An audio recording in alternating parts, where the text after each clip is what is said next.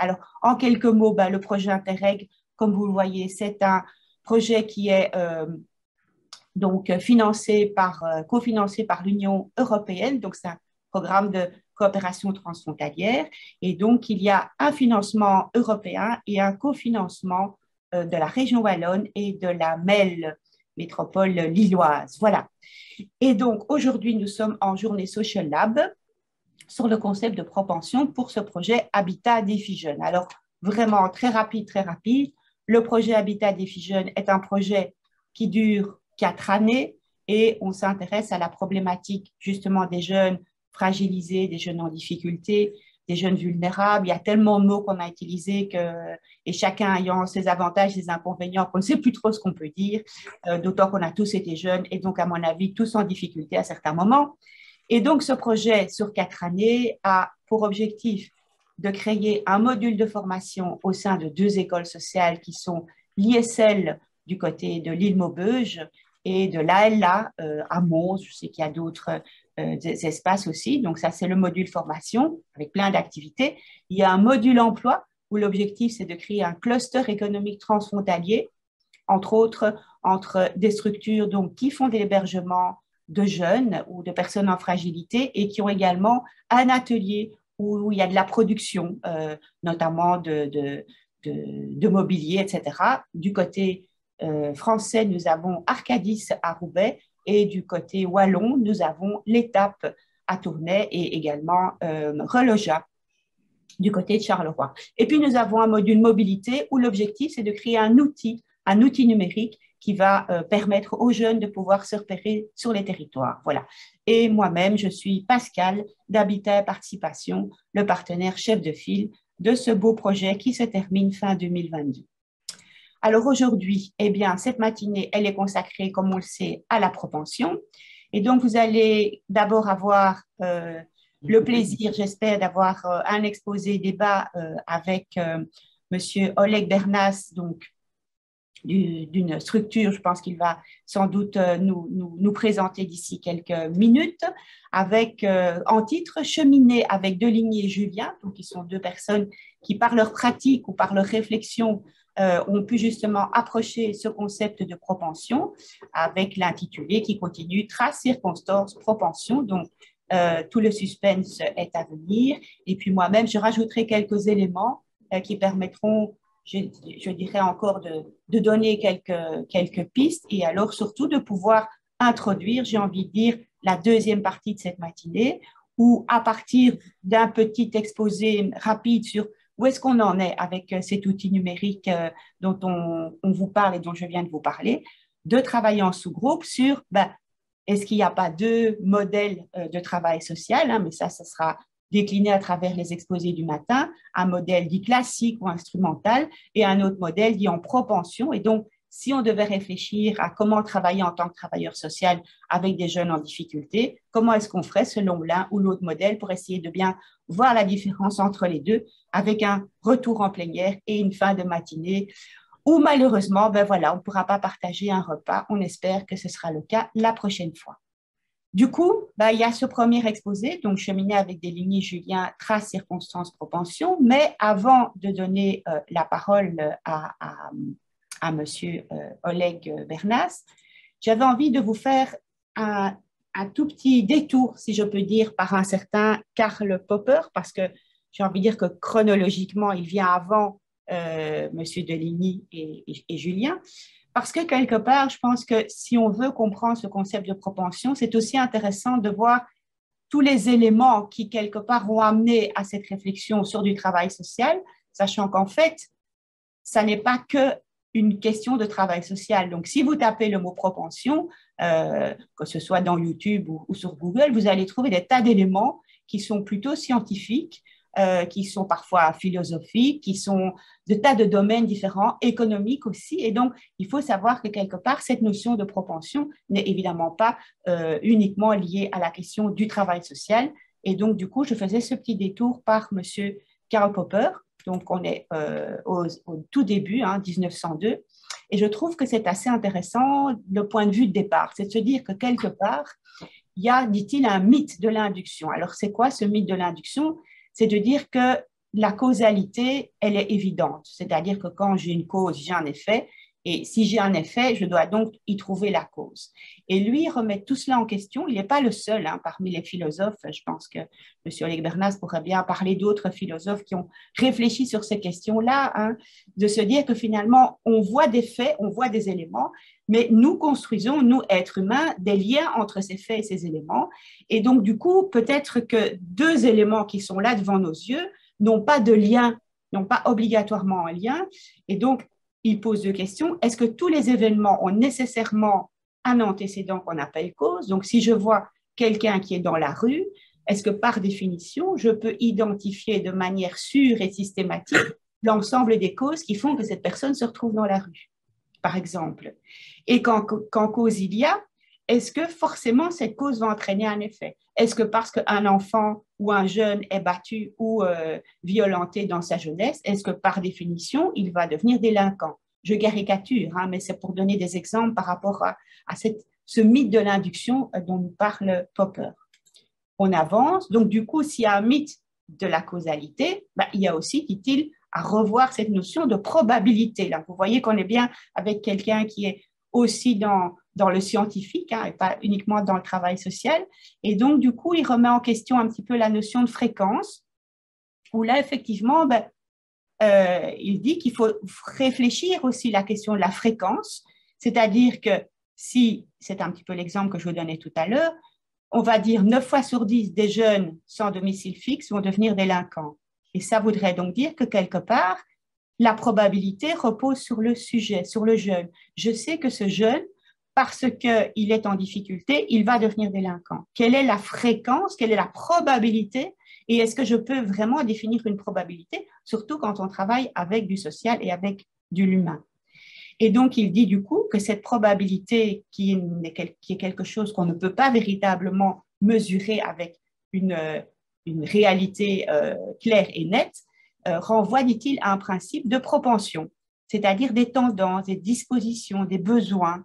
Et donc, il dit que finalement, au lieu d'être dans quelque chose, il y a une cause, et c'est sûr à 48% que ça va produire un effet, ben non, et on est dans quelque chose de moins tangible. Et donc, c'est plutôt parce qu'il y a un contexte, parce qu'il y a des conditions qui se mettent en place, qu'à un moment donné, peut-être un effet va survenir. Et donc là, vous allez voir que ça va être en lien avec ce que M. Bernas va nous raconter sur les réflexions de M. Deligny.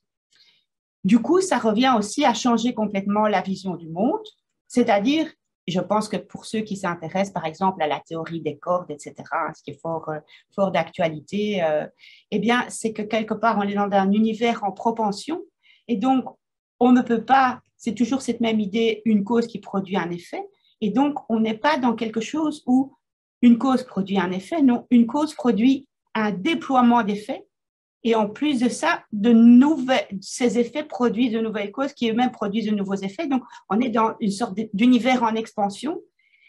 Et donc, il dit que finalement, la causalité, donc le fait de pouvoir dire que quelque chose qui se passe a une cause, eh bien, ce n'est qu'un cas particulier de cette propension. Bon, alors vous allez voir, là, j'ai un peu plané. J'espère que planer n'était pas trop compliqué pour vous en ce début de matinée, parce que nous allons commencer à atterrir tout doucement. Et donc, l'idée de cette matinée, c'est d'atterrir de plus en plus. Donc là, j'étais vraiment dans l'expansion de mon exposé. Et donc là, vous allez voir qu'Oleg Bernas va petit à petit atterrir sur du travail social et puis sur votre travail social. Voilà, je lui laisse la parole et j'arrête mon partage d'écran. Merci beaucoup, Pascal, pour cet exposé très clair et riche.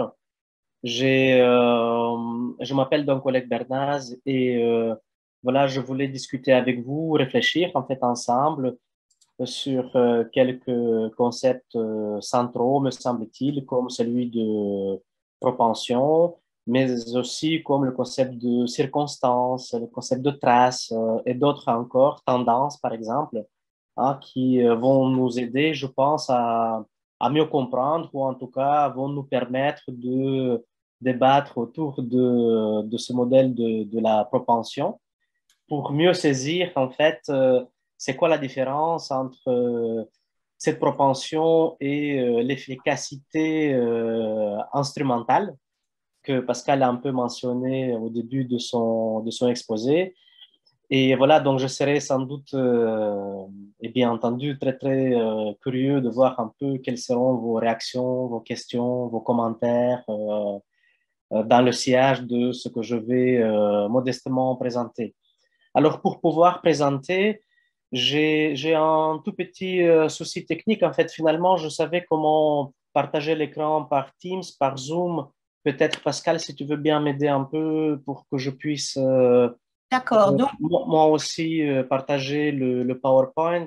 il y a un petit onglet tout en bas, vert normalement, partager l'écran. Partager l'écran. Voilà. Tu dois avoir ton document qui est déjà ouvert. Est-ce que... Commencer à Donc, le partager. PowerPoint doit être ouvert. Et si tu cliques sur partager l'écran, tu dois pouvoir après choisir ton PowerPoint si tu l'as bien ouvert. Voilà. Ah oui, voilà, c'est ça. Alors, OK, j'espère que tout le monde peut voir mon écran. C'est On le voit parfait. bien. Oui, on voit bien. Mais Mais par il contre, faut c'est bien mettre de le... l'écran. Oui. Comment vous dites? C'est bien si tu peux le mettre en plein écran. En plein écran. Alors, À côté du petit moins, là, il y a un... Voilà. voilà. Maintenant, ça va? Oui. Impeccable.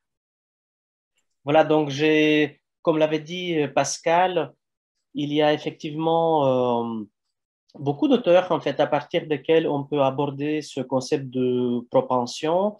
Popper, Deligny, François Julien sont quelques auteurs qu'on peut effectivement mentionner, qui sont importants. On peut penser à d'autres qui ont mobilisé peut-être d'autres types de concepts, mais qui finalement sont assez proches du point de vue de leur intuition, disons, avec Deligny.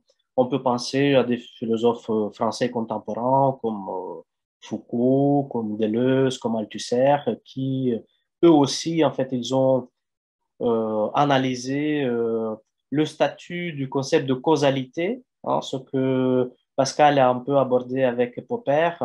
Eux, ils pensaient aussi que il n'y a pas de cause, ou en tout cas pas de cause unique, hein, pas de cause unique qui produit des effets. Il y a toujours en fait une multiplicité de causes qui, dans leur articulation, peuvent produire certains effets, hein, mais sans qu'on sache à 100% quels seront exactement le type d'effets qui seront produits. Bon, mais alors, c'est ce type-là d'interrogation, de questionnement, je voudrais donc aborder à partir de Deligny. En Deligny, tout d'abord, et puis ensuite avec Julien, on va voir d'ailleurs c'est quoi le rapport entre les deux ou le type de rapport qu'on peut établir entre ces deux auteurs.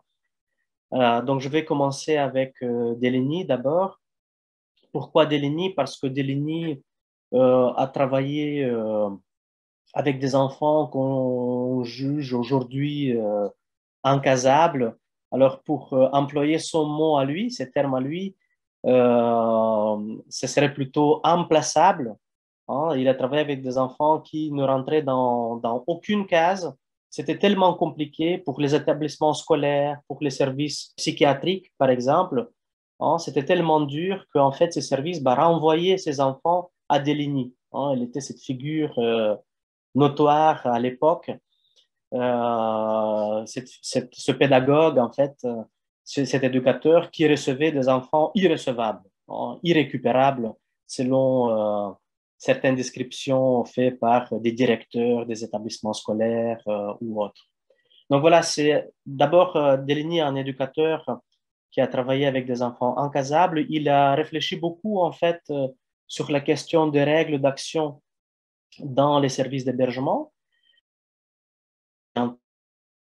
Beaucoup écrit en fait à partir de son expérience pour mieux comprendre en fait c'est quoi l'enfance, qu'est-ce qu'un enfant, comment un enfant et dans quelles conditions comment un enfant peut s'épanouir, comment peut-il épanouir ses capacités d'action.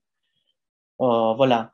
Alors, j'ai oublié de mentionner que voilà, il est né en 1913 et mort en 1996, Fernand Deligny. Donc, effectivement, il est né un peu plus tard que Popper.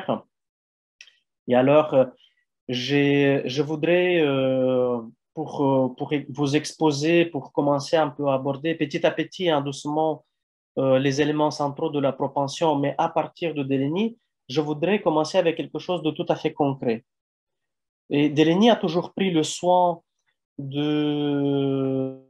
d'être comme ça dans le concret, d'être le plus proche possible en fait des enfants. Il fait dans beaucoup de livres comme ça des descriptions très précises, des portraits, si je peux dire.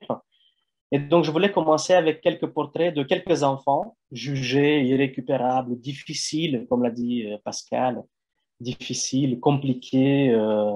Et alors, à partir de ces petites descriptions de Deligny, je vais petit à petit comme ça avancer pour voir un peu, ben, en fait, comment Deligny a travaillé avec ces enfants-là. Hein, de quelle façon il a travaillé, quelle était sa méthode, comment il a cheminé avec eux. Alors, voyons d'abord le premier portrait. Voilà ce que dit Deligny à propos de Lucien. Voilà, je vais lire ce petit passage. Lucien a fait les 5 écoles de sa banlieue natale. J'ai eu entre les mains les rapports motivés des directeurs d'école qui, l'un après l'autre, l'avaient mis à la porte. Sournois, hypocrite, menteur, turbulent, agressif, pourri jusqu'au moelle et paresseux. Paresseux invétéré semblait être la caractéristique dominante, excusez-moi, oh là là, comment est-ce que ça semblait être la caractéristique dominante du comportement scolaire de Lucien. Qui pillait, ses moniteurs de colonies de vacances l'avaient vu, constaté, supporté, paresseux et malfaisant. En voilà donc la façon dont Lucien est décrit par ses directeurs d'école. Bien entendu, Fernand Deligny n'est pas d'accord avec cette façon de décrire ses enfants. On va voir petit à petit c'est quoi plus spécifiquement sa position à lui, de Deligny. Mais commençons d'abord avec ça. J'ai un deuxième petit portrait de Bernard. Alors Bernard, lui, il a 16 ans. Il a reçu une première éducation fort soignée. Ses parents sont morts quand il était jeune. Il a grandi en orphelinat, s'est retrouvé dans un centre d'éducation très spécialisé, puis dans un autre, a fréquenté par inadvertance un service de neuropsychiatrie infantile.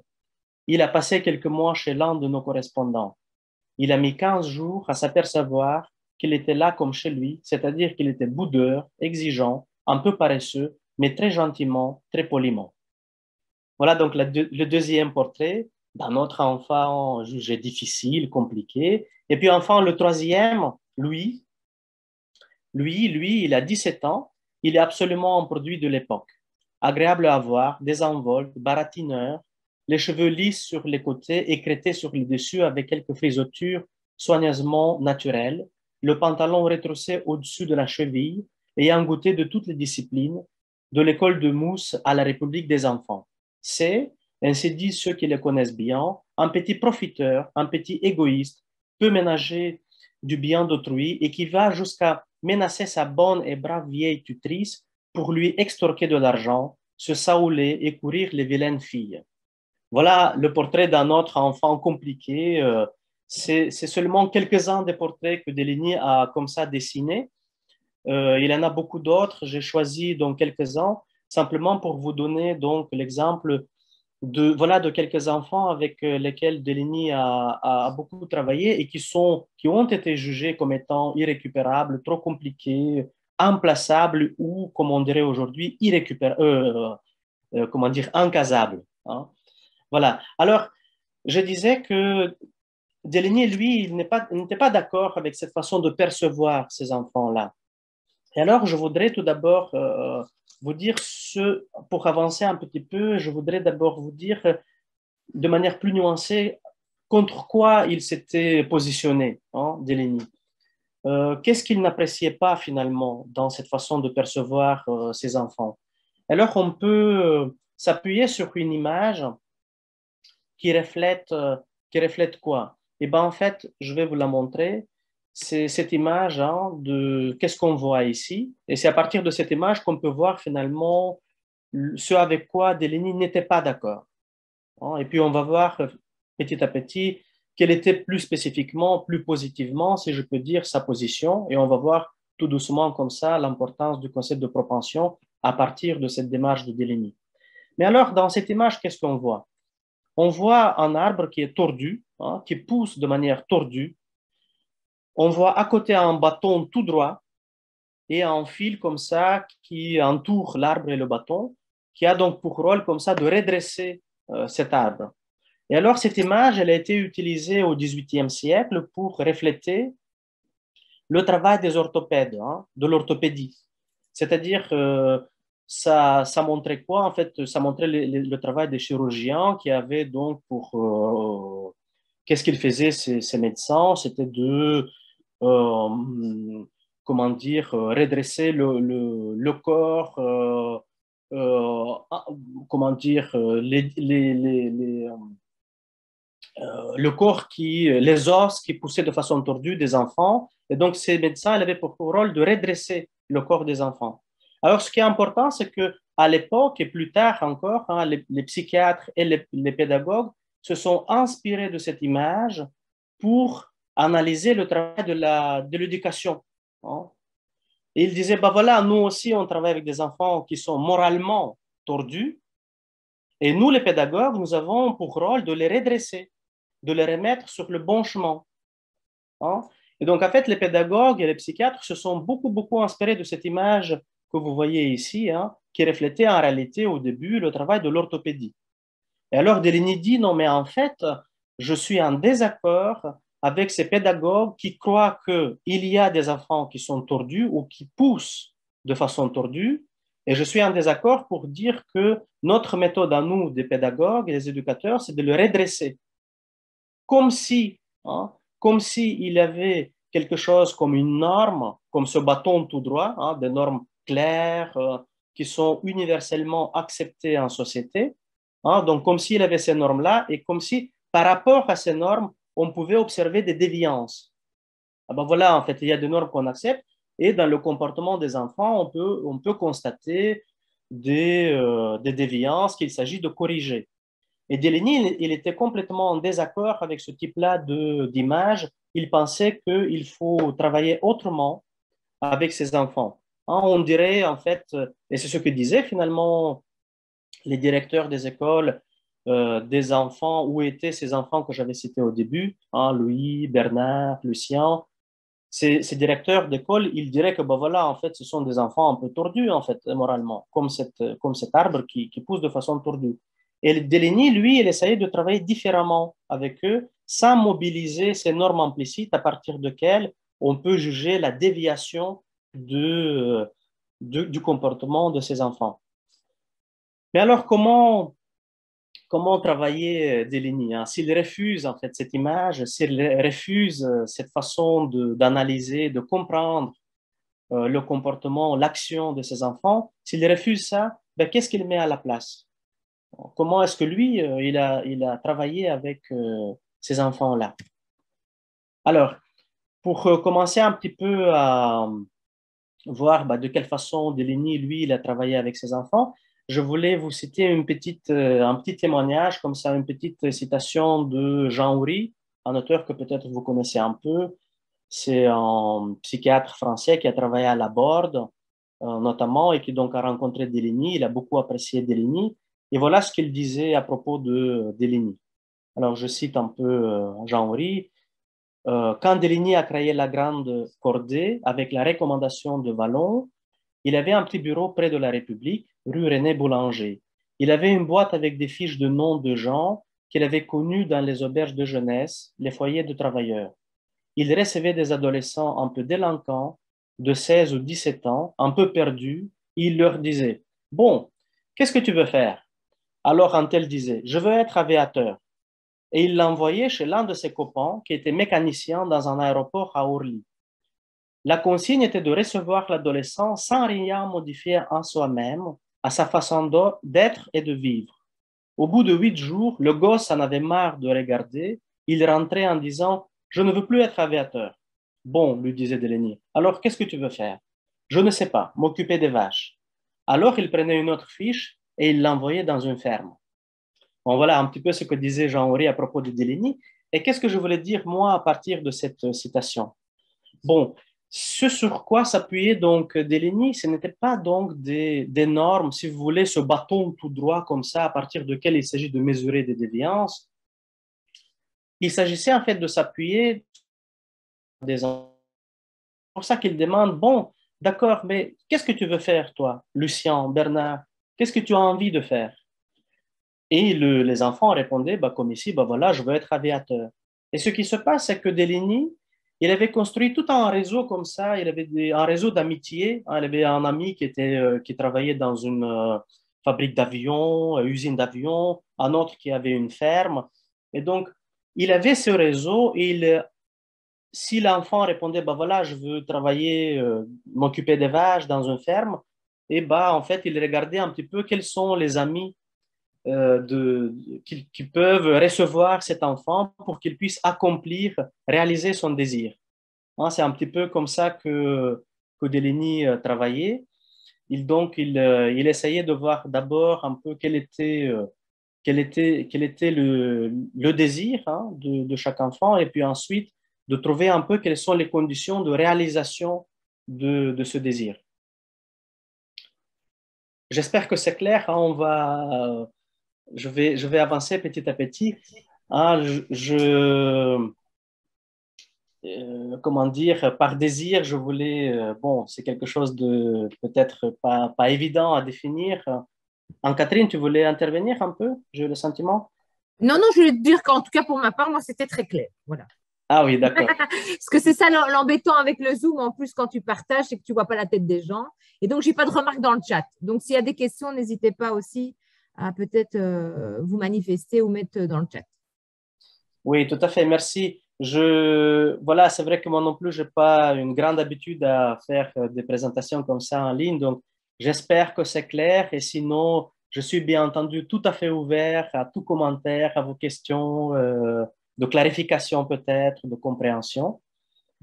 Et donc, si vous voulez, en fait, le désir, pour dire deux mots là-dessus, il n'y a pas de normes, si vous voulez, à partir duquel on peut comprendre le désir. Le désir est toujours tout à fait spécifique.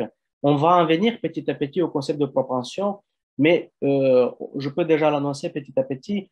Deligny, donc, il a refusé, comme je l'ai dit, des normes préalables à partir desquelles on peut évaluer comme ça le comportement des enfants. On va le voir aussi avec Julien, qui, pour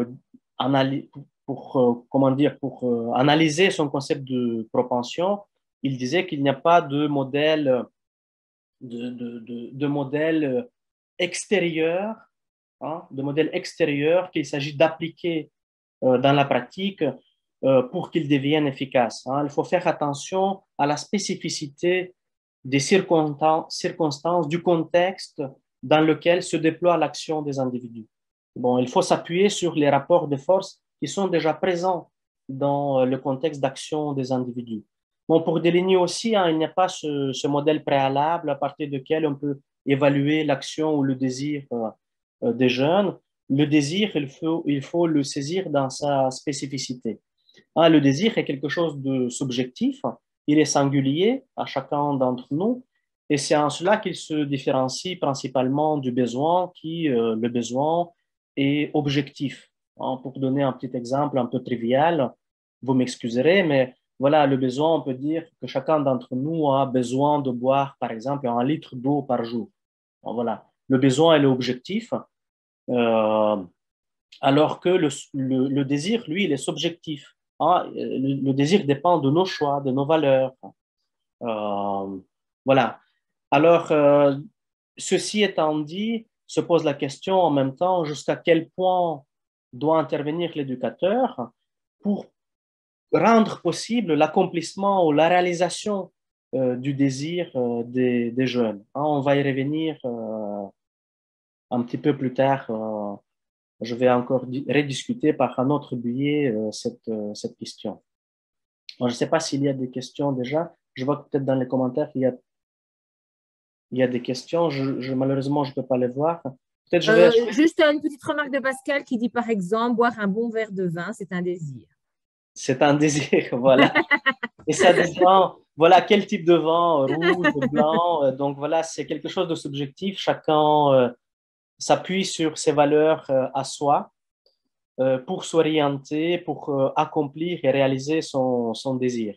En effet, merci beaucoup Pascal pour ce commentaire précieux.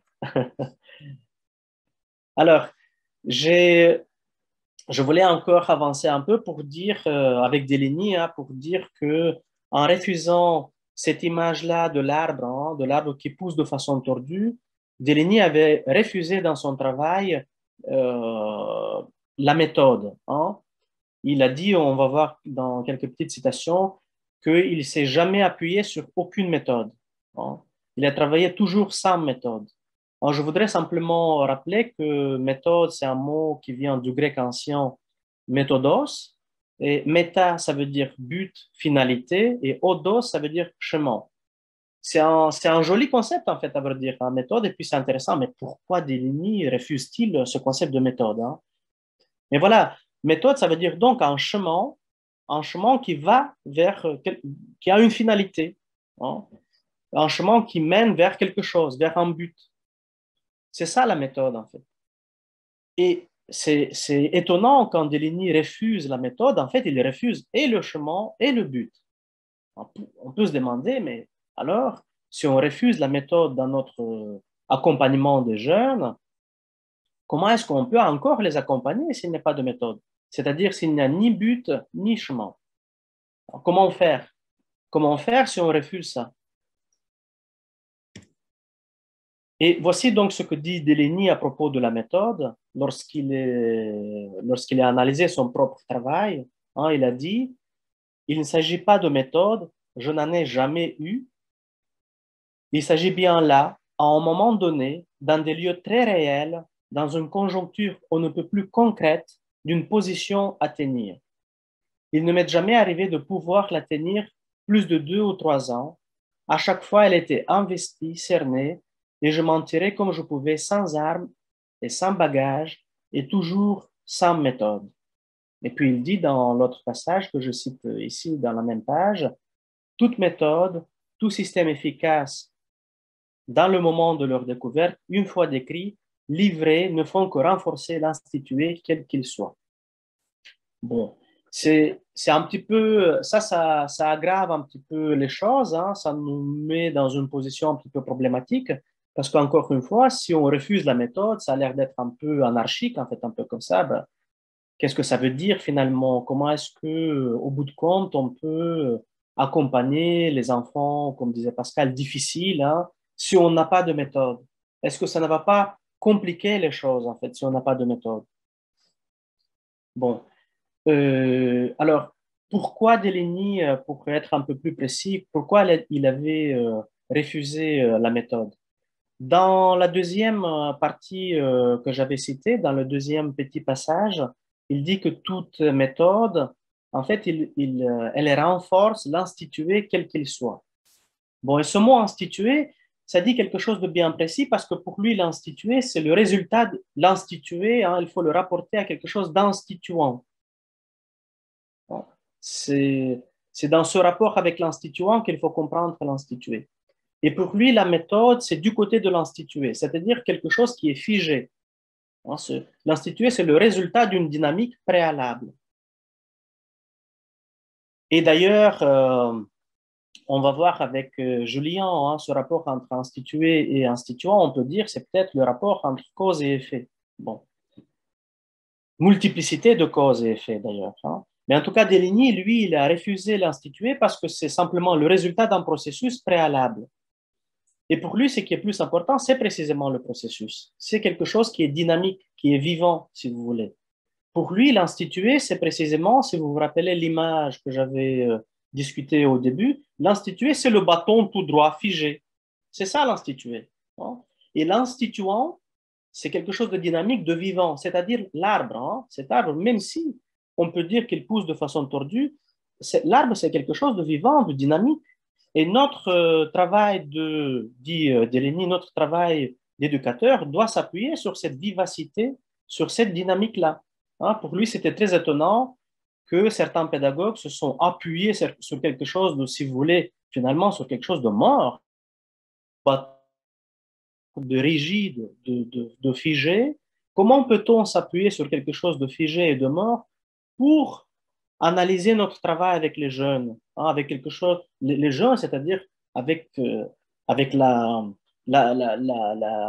dynamisme de leur action. Il faut au contraire faire valoir ce qu'il y a de dynamique dans l'action des jeunes et l'encourager, hein, tout simplement. Voilà la raison pour laquelle Deligny avait refusé la méthode, et donc ce n'est pas pour être anarchiste, ce n'est pas pour dire qu'on peut faire tout et n'importe quoi, c'est simplement pour refuser ce qu'il y a de fixe, de rigide dans notre travail, et pour donc encourager ce qu'il y a de dynamique et de vivant dans notre travail social et dans son cas, dans son travail d'éducateur. Alors, je voulais m'appuyer sur un autre petit passage pour analyser par un autre biais le travail de Deligny. Hein, j'avais dit qu'il refuse donc ce modèle, cette image en fait de l'arbre qui pousse de façon tordue. Et je me demandais s'il refuse ça, sur quoi il s'appuie. Lui, il aimait beaucoup, Deligny, il aimait beaucoup Paul Klee. Et Klee avait dit, voilà, dans Théorie de l'art moderne, que l'art ne reproduit pas le visible, il le rend visible. Hein? Alors, c'est une jolie phrase, je trouve. Alors, on peut la comprendre et on peut faire un petit lien entre cette phrase et encore une fois l'image que j'avais analysée au début, hein, cette image où on a vu l'arbre qui pousse de façon tordue. Hein, il y a là quelque chose donc de visible, hein, c'est le bâton tout droit. Alors, si vous voulez, qu'est-ce que fait l'éducation? Si on accepte que c'est cette image-là qu'il faut avoir pour repère, qu'est-ce qu'elle fait l'éducation? En fait, elle doit reproduire, selon certains pédagogues avec lesquels Deligny n'était pas d'accord, mais ces pédagogues-là, donc qu'est-ce qu'ils faisaient? Ils reproduisaient le bâton. Hein. Il fallait que l'arbre soit droit, tout droit, comme le bâton. Hein, c'était ça, en fait, le travail de l'éducation. En éducation, c'était de reproduire cette visibilité des normes. Dans ce cas-là, c'était de ce bâton tout droit. Il fallait que l'arbre soit comme ce bâton-là. Hein. Il fallait qu'elle reproduise, en fait, cette droiture du bâton. Or, Deligny dit non, ce n'est pas ça. En fait, l'éducation, si je m'appuie sur cette phrase de Klee, l'éducation ne reproduit pas le visible. L'éducation ne reproduit pas, ou on peut dire le travail social ne reproduit pas la visibilité des normes. L'éducateur, le travail social, il doit rendre visible quelque chose d'invisible. Hein. Et c'est quoi cette invisibilité que l'éducateur doit rendre visible? C'est ça la question, en fait, qu'il faut se poser, selon Deligny, dans son travail d'éducation, d'accompagnement des jeunes. Il faut faire l'effort de rendre visible quelque chose d'invisible. Et il y a en fait le titre d'un bouquin de Deligny, Graines de crapule. Ça, c'est très intéressant, cette métaphore en fait, de la graine. La graine, on la met dans la terre, elle est invisible. Hein, et Deligny dit que notre travail d'éducateur, c'est précisément comme le travail comment dire, de cultiver la terre pour que les graines deviennent visibles, hein, pour qu'elles se transforment dans quelque chose de visible, dans une plante, par exemple. Et donc, les enfants sont comme ces graines-là qu'il faut cultiver, arroser, pour qu'à un moment donné, leurs capacités deviennent visibles. Hein, c'est un petit peu comme ça que Deligny avait discuté, analysé son propre travail d'éducateur en refusant donc la répétition de quelque chose qui existe, hein, des normes qui existent. Alors, je voulais discuter un dernier passage que peut-être je ne vais pas lire dans son entièreté, mais qui est, je crois, très important. Et je ferai encore une fois le lien entre ce dernier passage de Deligny et l'image de l'arbre qui pousse de façon tordue, qu'il s'agit, selon certains, de redresser, hein, pour qu'il devienne droit, tout droit, comme ce bâton que vous avez vu dans l'image. Alors, pour Deligny, en tout cas, lui, à l'époque, il était contre les institutions. Bon, hein, et les institutions, on peut encore une fois les comparer, en fait, à ce bâton tout droit. pourquoi elle était contre les institutions? Parce que les institutions, selon lui, c'était des établissements dans lesquels on apprend à obéir, en fait, tout simplement. On apprend à obéir. Et on n'apprend pas à expérimenter la liberté, mais on apprend à être soumis, soumis à des règles qui fonctionnent dans une institution. Alors, ça peut paraître étonnant et peut-être que vous aurez des questions là-dessus. Pourquoi Deligny s'imaginait que l'institution, c'est une petite machine à produire des sujets obéissants? Parce que c'est ça qu'il pensait. C'est ça l'institution. L'institution, elle fabrique des sujets soumis. Bon, c'est quelque chose de tout à fait spécifique à son époque. Vous avez tout un courant qui va contre l'institution parce que les institutions étaient perçues à l'époque, et peut-être qu'on peut revenir là-dessus. C'est exactement la même chose chez Foucault, chez Althusser, chez Deleuze.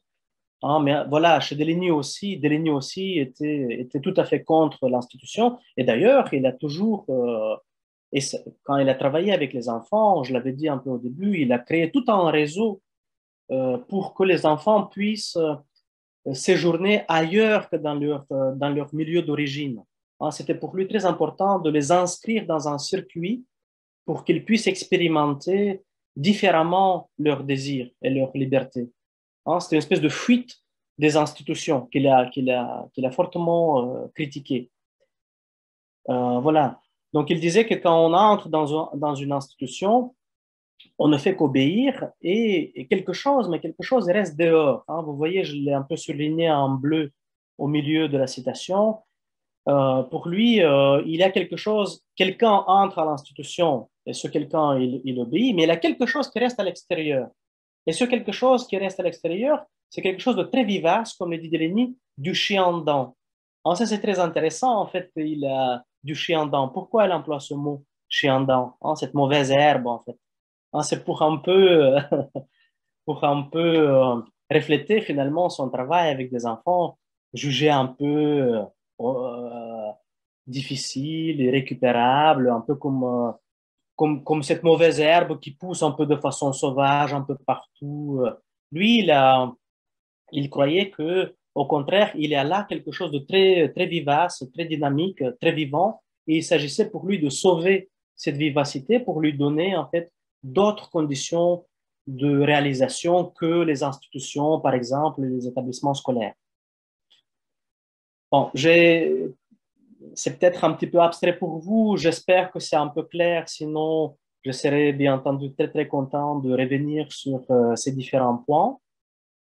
En tout cas, ça suscite déjà des questions dans le chat, on les garde pour le question-réponse parce que on est tous en train de travailler dans des institutions, donc tu viens un peu aux bases.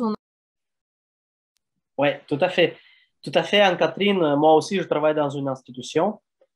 Effectivement, et on va y revenir.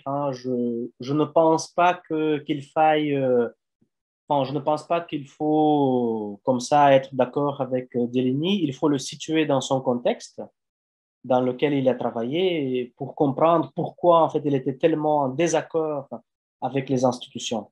Voilà. Mais enfin, voilà, c'était quelque chose de très important dans son travail. Bien. Voilà, c'est un petit peu ça, en fait, ce que je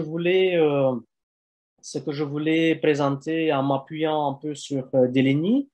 Et pour résumer, en fait, pour faire une petite synthèse, donc pour comprendre Deligny, il faut comprendre qu'il refuse, en fait, il refusait les normes implicites, les institutions, la méthode. C'était quelqu'un de, comment dire, un peu rebelle, comme ça, qui a refusé beaucoup de choses pour mettre en œuvre une autre manière de travailler. Mais on peut se demander, est-ce que cette autre façon de travailler était efficace? Et jusqu'à quel point elle était efficace? D'accord, il n'y a plus de méthode, pas d'institution. Mais alors, est-ce que ce que Deligny faisait tenait la route, tout simplement? Est-ce que ça a produit des effets positifs, disons? Comment est-ce qu'on peut répondre à cette question? Et alors, voilà, c'est pour analyser cette question que je voulais mobiliser donc François Julien et son modèle de la propension ou de l'efficacité par la propension et par l'efficacité instrumentale. Bon. Et on va voir en fait des points, je pense, des liens entre la propension selon Julien et le travail de Deligny en fait que j'ai présenté jusqu'à maintenant. Alors, François Julien, vous l'avez peut-être déjà lu un peu, hein, c'est un philosophe, un helléniste et un sinologue qui est né en 1951, si mes souvenirs sont bons. Et donc voilà, qui continue à écrire des bouquins sur la propension et de façon encore plus générale sur la culture chinoise qu'elle essaie de distinguer de notre culture occidentale. Alors, de manière très générale, il faut dire que Julien n'a jamais voulu dire en fait que la culture chinoise et le modèle de propension est meilleur que le modèle de l'efficacité instrumentale. Il voulait simplement interroger notre modèle à nous, hein, occidental, par le biais d'un autre modèle différent, oriental, hein, chinois.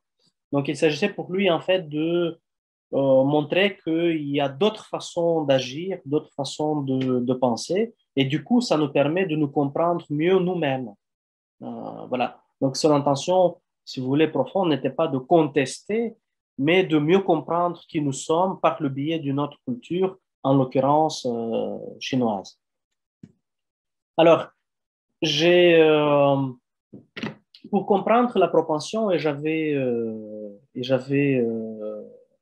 vais présenter également un petit tableau, en fait, pour faire le point des différents éléments, en fait, centraux pour saisir, en fait, le modèle de la propension. Moi, je commencerai, en fait, par ce que a dit déjà Pascal, mais à partir de Popper. Hein, je reviendrai à la question de la causalité qui, selon Julien, s'oppose à ce qu'il appelle l'implication tendancielle. Bon. Alors, pourquoi elle oppose l'explication causale à l'implication tendancielle? C'est parce que cette explication causale, elle s'appuie sur quelque chose, sur un élément qui est extérieur. Hein. On pense que la cause, elle est extérieure par rapport à l'effet qu'elle produit, alors que l'implication tendancielle, elle s'appuie plutôt en fait sur des forces qui existent déjà dans un contexte, hein, qui sont internes, si vous voulez, en fait, dans le contexte dans lequel nous agissons. D'ailleurs, en fait, le mot explication, hein, ex, hein, le préfixe ex, il fait référence à quelque chose qui est extérieur. Et l'implication en in, hein, ça fait référence, bien entendu, à quelque chose qui est antérieur. Et donc, lorsque Julien avait analysé son modèle de la propension, il a fait en tout cas, il a proposé de faire cette opposition entre l'extériorité, hein, l'explication causale, et l'antériorité, c'est-à-dire l'implication tendancielle et la propension. C'est le premier point important, central, que je retiendrai pour présenter Julien et son modèle de la propension. Le deuxième point, c'est donc encore une fois les circonstances. Hein, attention en fait à la façon dont les circonstances, à la spécificité, si vous voulez, des circonstances et aux forces qui sont toujours déjà présentes dans les circonstances. Hein, pas des éléments qui sont extérieurs, encore une fois, aux circonstances, mais à ce qui est toujours déjà présent dans les circonstances. C'est la raison pour laquelle Julien dit, hein, je le cite, c'est au milieu de cette citation, au stade le plus embryonnaire, le plus infime, ces tendances à l'avènement actualisateur se trouvent déjà impliquées. Il y a toujours déjà des forces, même à un niveau infime, embryonnaire, comme il le dit, hein, et sur lesquels il faut s'appuyer pour les encourager, pour qu'ils deviennent, pour qu'ils s'actualisent, pour qu'ils se réalisent, ou comme disait Deligny, pour qu'elles deviennent visibles, hein, ce potentiel qui est déjà présent dans une conjoncture. Et alors, il y a un autre troisième élément, mais on va voir que c'est un petit peu plus détaillé que ça, mais je voulais tout d'abord, en fait, mettre le doigt sur les points qui sont centraux. Julien a toujours critiqué cette espèce d'interventionnisme un peu ou activisme naïf, hein, agir pour encourager quelque chose, agir pour transformer quelque chose. Il fallait en quelque sorte prendre du recul, hein, ou en tout cas euh, rendre visible les forces qui sont déjà présentes sans empêcher donc leur réalisation. Et pour Deligny, c'était quelque chose de très important. Il croyait que voilà, pour faire déjà le premier lien avec Deligny, il faut pas trop intervenir pour éduquer les enfants. Il faut d'abord faire en sorte, en se retirant un petit peu en tant qu'éducateur, en tant qu'intervenant social, on pourrait dire, en se retirant un petit peu, il faut faire en sorte que le désir des jeunes puisse émerger, tout d'abord. Hein. Et ce souci, il est tout à fait central, structurant dans le travail aussi bien de Deligny que de Julien. Hein. Il faut s'abstenir à agir tout le temps. Hein. Il faut être parfois un petit peu même passif pour que l'autre, en l'occurrence les jeunes, puisse s'exprimer, pour que leur désir puisse s'exprimer. Voilà. Donc, dans la propension, ce qui est important, c'est ça aussi. Hein. Il faut se défaire, comme le dit Julien, de tout activisme un peu naïf. Hein. Agir à tout prix pour transformer quelque chose. Peut-être que parfois, il est mieux, en fait, ou en tout cas plus recommandable de se retenir un peu, hein, pour que l'altérité, si vous voulez, puisse devenir visible. Alors, voilà, ça c'est les 3 points, je dirais, cardinaux, en fait, très importants du modèle de la propension. Et je voudrais maintenant passer à une analyse un tout petit peu plus détaillée pour qu'on puisse mieux comprendre en quoi consiste la différence, en fait, comme l'avait dit Pascal, entre la propension et l'efficacité instrumentale. Hein, parce qu'en fait, Julien, lui, lorsqu'il a construit ce modèle de la propension, il a toujours pris le soin de la distinguer de l'efficacité instrumentale. Et on va voir aussi en même temps les liens avec le travail de Deligny. Alors, on a là donc, vous voyez, 2 colonnes pour l'essentiel, hein, le modèle instrumental et le modèle de la propension. Alors, la première chose à dire, c'est que, et je l'ai déjà un petit peu noté, hein, si le modèle instrumental, pour le modèle instrumental, ce qui est important, c'est ce qu'appelle Julien la modélisation de l'action. Donc, qu'est-ce que ça veut dire, modélisation de l'action? C'est qu'on accepte comme étant préalable un modèle idéal, abstrait, qu'il s'agit ensuite de mettre en pratique. Hein, ça, c'est quelque chose de très important pour comprendre le modèle instrumental. Alors, dans le cas de la propension, il n'y a pas de modèle préalable extérieur. Hein.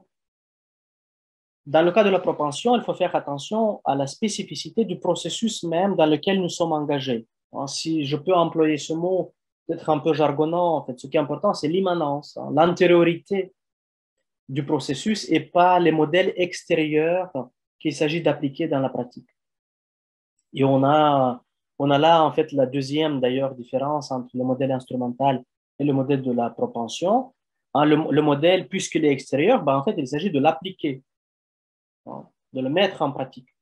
Alors que du côté de la propension, il faut exploiter, hein, exploiter les forces qui sont déjà présentes dans une situation.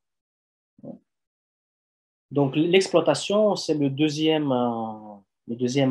terme, en fait, qu'il faut prendre en considération pour comprendre la propension. Alors, Il y a différents stades de l'action, en fait, pour comprendre le modèle instrumental. Et ça, c'est la troisième chose que je voulais dire, hein. Il y a des visées qu'il faut diviser dans des objectifs et qu'il faut ensuite atteindre en exécutant un certain nombre de choses. Et Julien dit que, bah voilà, en fait, quand il s'agit de diviser les concepts dans des objectifs, nous sommes tout à fait dans notre culture occidentale, un peu cartésienne, comme il dit, hein. Nous agissons par la division. Il faut diviser la chose pour mieux la comprendre. C'est ce que Descartes disait. Quand vous ne comprenez pas quelque chose, eh ben, en fait, il faut ce quelque chose, il faut le diviser dans des unités plus petites. Et alors, vous allez comprendre cette chose.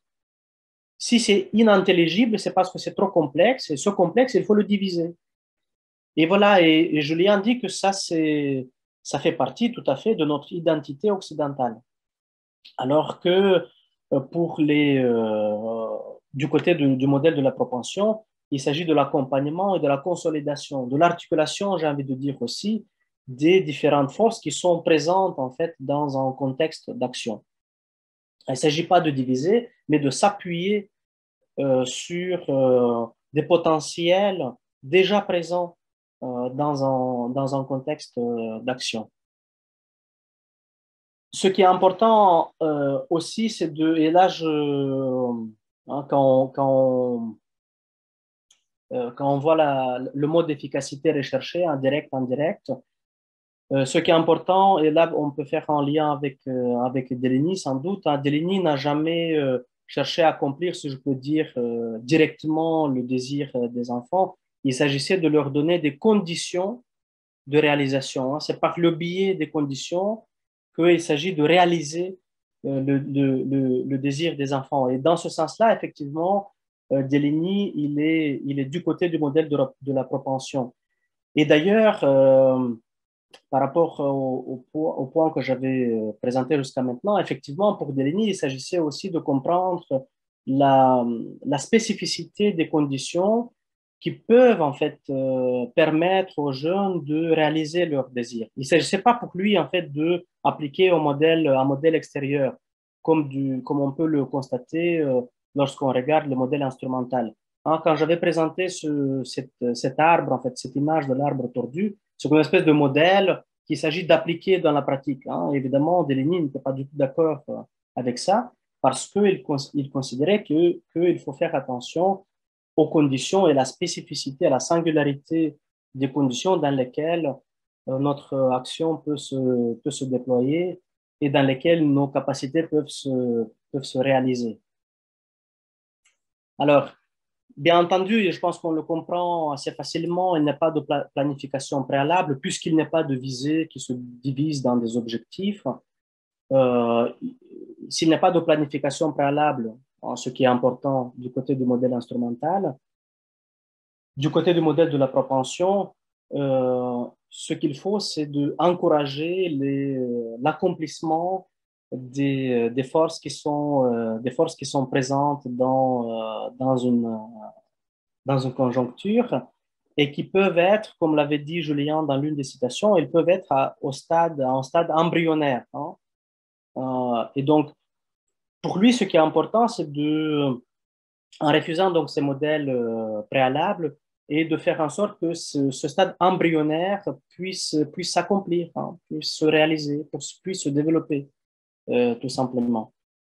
L'attitude, en fait, maintenant, pour comprendre la distinction entre le modèle instrumental et le modèle de propension, on peut également discuter l'attitude que l'on peut avoir. Julien, lui, pour comprendre le modèle de propension, il a critiqué, si vous voulez, le volontarisme. Qu'est-ce que ça veut dire, en fait? Ça veut dire que, comme je l'avais dit avec Deligny, qu'il faut, et avec Julien d'ailleurs aussi, qu'il faut s'abstenir à agir à tout prix, hein. Lorsque Julien avait critiqué l'activisme naïf, il a critiqué en fait cette volonté d'intervenir tout le temps, pour changer tout le temps quelque chose, hein. Et c'est à partir de ça qu'on peut comprendre la critique du volontarisme qui définit, si vous voulez, le modèle instrumental, hein, la volonté de réaliser quelque chose. Parfois, peut-être, il s'agit justement de ne pas trop agir, pour ne pas empêcher justement que ce qui est au stade embryonnaire puisse se développer. Hein, peut-être que parfois, il faut justement se retenir, ne pas agir. Voilà. Et c'est cette discrétion, si vous voulez, cette retenue qui caractérise le modèle de propension à la différence du volontarisme, c'est-à-dire de la volonté de toujours intervenir, qui définit le modèle instrumental. Allez, alors, logique du lieu, c'est l'autre critère à partir duquel on peut distinguer, pour mieux comprendre le modèle de propension, hein, le distinguer du modèle instrumental.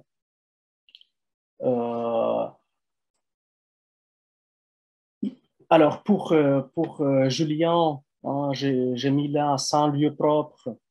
Qu'est-ce que ça veut dire un sans lieu propre alors que une espèce de délimitation du lieu d'action est quelque chose d'important pour comprendre le modèle instrumental, hein, mettre des balises, un territoire peut-être bien délimité, un territoire d'intervention bien délimité serait la définition du modèle instrumental, alors que le modèle de propension, il est sans lieu propre.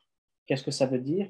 On peut penser à Deligny qui justement essayait de réintroduire les enfants dans des circuits différents pour qu'ils puissent expérimenter autre chose que ce qu'ils ont vécu dans leur milieu d'origine. Dans ce sens-là, il n'y a pas de lieu, si vous voulez, idéal, un lieu unique d'expérimentation de notre désir. Ce qui est important, c'était pour Deligny, en tout cas, de circuler, d'expérimenter toujours dans des lieux différents sa capacité d'agir et son désir. C'est dans ce sens-là que Deligny a d'ailleurs fait attention à créer toujours des réseaux larges pour que les jeunes puissent expérimenter leurs envies, leurs désirs, leur potentiel. Et cela prenait souvent du temps.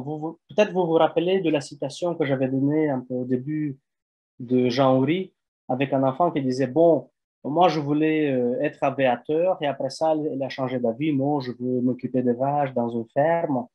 Hein, et là, en fait, le processus en fait, à travers lequel on découvre son désir et on découvre le lieu de réalisation de notre désir, et ben, c'est un processus temporellement lent, hein, ça prend du temps, ça peut être long. Alors que dans le cas du modèle instrumental, l'intervention, elle est courte, intensive et maîtrisable. Voilà, du côté du modèle de la propension, ça prend du temps, hein, et peut-être parfois beaucoup de temps. Alors, pour avancer un petit peu, on peut analyser également l'acte décisif, hein, ce que Julien appelle aussi l'acte décisif. Hein. Il parle pour comprendre, pour discuter ce modèle de propension, d'une double amorce. Hein, c'est un vocabulaire peut-être un petit peu compliqué, mais en réalité, ça veut dire quelque chose de simple. La double amorce, c'est en fait une expression pour dire qu'il n'y a pas de rapport d'extériorité entre la cause et l'effet. Hein. Pour lui, la cause, il faut toujours la comprendre dans un étroit rapport avec le processus qui l'a rendu possible. Hein. Donc, il y a double amorce, ça veut dire qu'il y a deux niveaux, hein, la cause, mais qu'il faut il faut prendre le soin de toujours l'articuler au processus qui l'a engendré, cette cause, sans qu'on soit à 100% comment dire, sûr qu'on va produire telle ou telle cause. Alors, la souplesse et le rapport de force, c'est un autre critère qu'il faut mentionner pour comprendre la différence entre le modèle de propension et le modèle instrumental. Bon, je dis rapport de force qui se situe du côté du modèle instrumental et la souplesse du côté du modèle de propension. J'avais en fait quand même utilisé les mots rapport de force, qui sont d'ailleurs employés par Julien, hein, force, rapport de force, pour discuter le modèle de propension. Et donc, bon, quand je mets rapport de force du côté du modèle instrumental, cela ne veut pas dire qu'on ne peut pas employer ce vocabulaire, un rapport de force, pour comprendre le modèle de propension. Simplement, elle voulait dire que les forces sont plurielles et qu'ils peuvent s'articuler de différentes façons. Hein, qu'on peut les agencer différemment, ces rapports de force, pour produire quelque chose ou pour encourager telle ou telle tendance présente dans une conjoncture, dans un contexte d'action. C'est dans ce sens-là qu'il faut entendre le mot souplesse, c'est-à-dire que la, la multiplicité des manières d'articuler les rapports de force présentes dans un contexte d'action. Alors, l'autre terme, c'est les autres concepts sur lesquels il faut s'appuyer pour comprendre la distinction entre modèle de propension et modèle instrumental. C'est saturation et empilement du côté du modèle instrumental et désaturation du côté de la propension. À nouveau, peut-être un vocabulaire un petit peu jargonnant, mais ça veut dire des choses assez simples. En fait, quand Julien dit désaturation, il voulait dire que il faut toujours garder un écart, quelque chose comme un vide entre les choses pour qu'on puisse laisser de l'espace libre à la créativité. Il dit que le modèle occidental, on a toujours en fait la tendance à remplir le vide, à expliquer tout, à vouloir tout comprendre. Hein. C'est pour ça qu'il utilise les termes de saturation et empilement pour décrire le modèle instrumental. Hein. Saturation et empilement, ça veut dire que combler tout, de telle sorte qu'il n'y ait plus d'écart, qu'il n'y ait plus de vide. Alors que pour le modèle de propension, il est important qu'il y ait un écart pour qu'on puisse justement agir. Il faut qu'il y ait de l'écart, une espèce de marge d'action, si vous voulez. Si on va remplir cette marge d'action, on ne peut plus agir, tout simplement. Il avait utilisé également le terme de décoïncidence, qui va exactement dans ce sens-là, pour décrire son modèle de propension. C'est bien que, si vous voulez, nos désirs ne coïncident pas. Parce que si les désirs ne coïncident pas, eh ben, en fait, on peut réfléchir à comment les articuler, et on peut les articuler de différentes façons. Donc voilà, décoïncider, c'est-à-dire garder une espèce d'écart entre nous pour laisser de l'espace à la créativité. Voilà. Alors, pour avancer un peu, hein, j'avais noté là le critère de cohérence et j'ai noté que voilà, du côté du modèle de la propension, ce qu'il faut retenir, c'est la polarité interactive, alors que de l'autre côté, c'est le respect de la ligne directrice, une espèce de hiérarchie du côté du modèle instrumental qu'il faut respecter, alors que les différents points de cette hiérarchie sont du côté du modèle de la propension en interaction. C'est-à-dire que l'hiérarchie pyramidale, en fait, n'est pas un critère à suivre, en fait, pour comprendre le modèle de propension. Les différents points, encore une fois, d'une hiérarchie peuvent être articulés différemment. Il y a quelque chose comme une interactivité entre les différents niveaux d'une hiérarchie. Et alors, le dernier point que je voulais toucher, hein, la qualité du résultat. Hein, du côté du modèle instrumental, c'est la visibilité, et du côté du modèle de propension, la discrétion. Alors, ce point-là, on peut l'aborder en pensant à Deligny. Hein, j'avais dit que pour lui, il fallait être discret. Pourquoi, en fait? Pour laisser le plus de place possible à la manifestation du désir des enfants, alors que selon d'autres pédagogues un peu plus classiques que Deligny avait critiqué, eh ben, il fallait s'appuyer sur des normes visibles, universellement acceptées, et à partir desquelles, comme vous vous rappelez, on peut juger la déviation du comportement des jeunes. Ce n'est pas sur cette visibilité-là qu'il faut s'appuyer. Il faut être discret pour que chacun puisse être saisi dans son originalité, hein, dans sa spécificité. Donc voilà les différents points que je voulais aborder pour comprendre la différence entre le modèle de propension et le modèle instrumental. Je dirais peut-être un dernier mot pour faire encore une fois le lien entre ce modèle de propension et le modèle instrumental, hein, pour faire le lien avec Deligny. Peut-être qu'il y a un mot qui est vraiment central pour comprendre aussi bien Julien que Deligny, c'est celui-là de circonstance et les rapports de force qui définissent une circonstance. Et Deligny a toujours pris le soin de créer des circonstances nouvelles pour que les enfants puissent s'épanouir. Et je pense qu'effectivement, à partir de ce point-là, on a comme ça un rapport de proximité vraiment entre ce que faisait Deligny et ce que dit Julien à propos du modèle de propension. Alors, voilà, je vais terminer là-dessus en vous remerciant de votre patience et de votre attention. Peut-être que vous avez plusieurs points ou plusieurs questions que vous souhaitez poser. Je serai évidemment très content de vous entendre. Bon, voilà, moi, je suis Rosanne Witz, je suis déléguée au service de protection de la jeunesse de Tournai.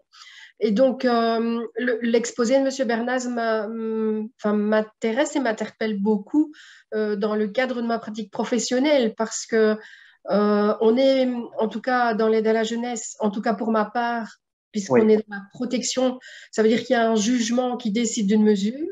Oui. On est clairement dans un rapport de force, puisque avec les familles, on doit mettre en application un jugement et en parallèle rechercher la créativité, la souplesse, la collaboration et être en tant que délégué créatif pour essayer justement d'apporter une aide à ces familles en difficulté qui au départ n'en voulaient pas, hein, puisqu'ils sont arrivés chez nous via un jugement.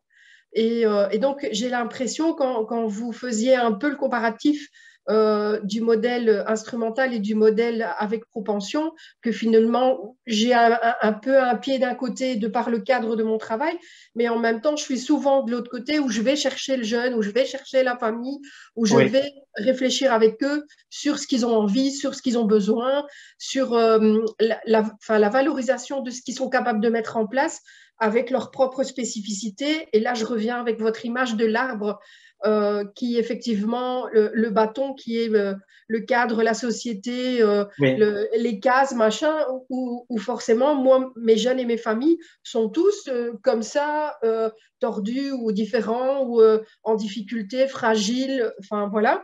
Et donc, il faut essayer d'aller chercher le positif dans le négatif pour justement permettre à ces jeunes de s'épanouir. Et ça, c'est tout l'enjeu de mon travail. Et donc, je suis super intéressée de tout ce que vous nous avez dit aujourd'hui. Merci beaucoup pour ce commentaire. Je suis content que ça produit comme ça des échos. Moi, il m'a semblé que voilà, Deligny était un auteur qui est encore insuffisamment connu en fait dans notre travail dans l'aide à la jeunesse. Je suis aussi un formateur, mais dans l'aide à la jeunesse. Tout à fait. Et il m'a paru que quelqu'un comme Deligny peut être un repère pour comprendre comment on peut peut-être agir un peu différemment lorsqu'on accompagne les jeunes et leurs familles sans voilà sans les transformer. Oui, sans les juger vite en fait comme étant Voilà, exactement. déviants, parfois même avec des mots un peu durs, irrécupérables ou tellement tordus que c'est impossible de faire quelque chose avec eux. Deligny a refusé, mais vraiment catégoriquement en fait ce type-là de jugement. Il croyait profondément dans la possibilité d'un progrès, d'une transformation. Et c'est la raison pour laquelle j'avais pensé à Deligny. Maintenant, c'est peut-être un peu compliqué de suivre tout à fait Deligny parce que vous voyez comme il refuse les institutions qu'il considère comme étant contraignantes, les institutions qui produisent ou fabriquent, si vous voulez, des sujets obéissants, c'est quelque chose d'assez assez étonnant finalement. Et ce qu'il a fait, en fait, il l'a fait un peu en dehors des institutions, en créant des réseaux. Voilà, c'est pour cette raison en même temps que c'est un peu dur de peut-être le suivre dans son travail, quoi. Bah, à mon avis, c'est impossible de faire que comme ça, mais en parallèle, je participe à des journées d'études qui sont organisées par l'administration générale de l'aide à la jeunesse, qui en fait réfléchit aux incasables, aux implaçables, et on travaille vraiment dans la transversalité de plusieurs secteurs. On travaille avec la santé mentale, l'aide à la jeunesse, l'handicap. Et donc, il y a le monde des adultes, le monde des mineurs qui se réunissent et qui réfléchissent en tout cas à créer un travail dans la transversalité pour que les jeunes puissent passer de l'une à l'autre institution, l'un à l'autre projet, pour justement aller tester d'autres manières de faire. Et c'est vraiment un grand chantier. Maintenant, je ne sais pas si on arrivera à proposer des pistes concrètes pour le mois de juin comme le gouvernement le veut, mais en tout cas, on réfléchit à tout ça. Oui, oui, tout à fait. Bah, c'est intéressant. Là, effectivement, c'est un peu délignant, du coup. Oui, c'est un peu comme ça.